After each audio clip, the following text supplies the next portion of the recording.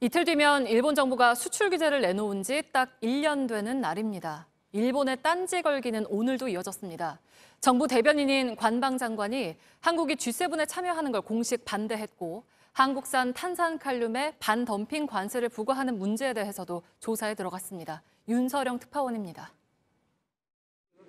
일본 정부가 주요 7개국 G7에 한국이 참여하는 걸 원치 않는다는 입장을 공식화했습니다.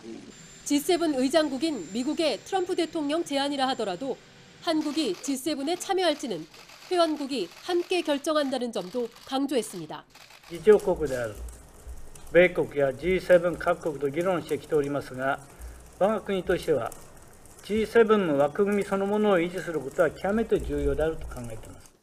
유명희 통상교섭본부장이 세계무역기구 WTO 사무총장 후보자로 출마한 데 대해서도 일본 정부는 부정적인 입장을 나타냈습니다.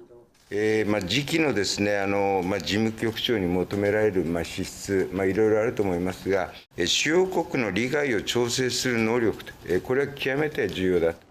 유 본부장이 WTO 제소 등 일본 수출 규제 관련 대응을 주도해왔기 때문에 적임자가 아니라고 얘기한 겁니다.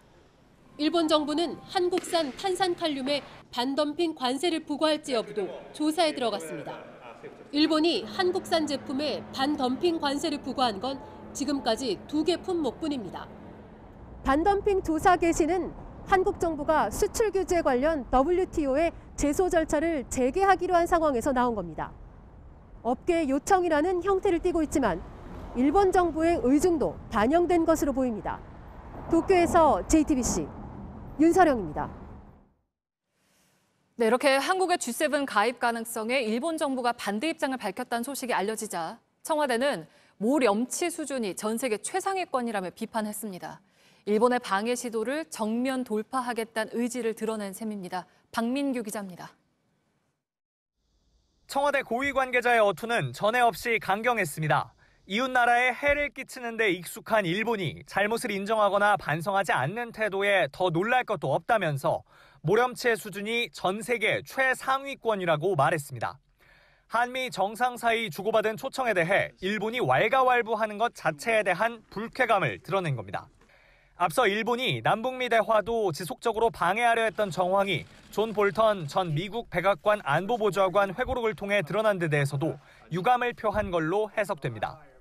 이 관계자는 또 국제사회가 일본의 이런 수준을 알고 있어 우리나라의 G7 참여엔 별 영향이 없을 걸로 본다고 덧붙였습니다.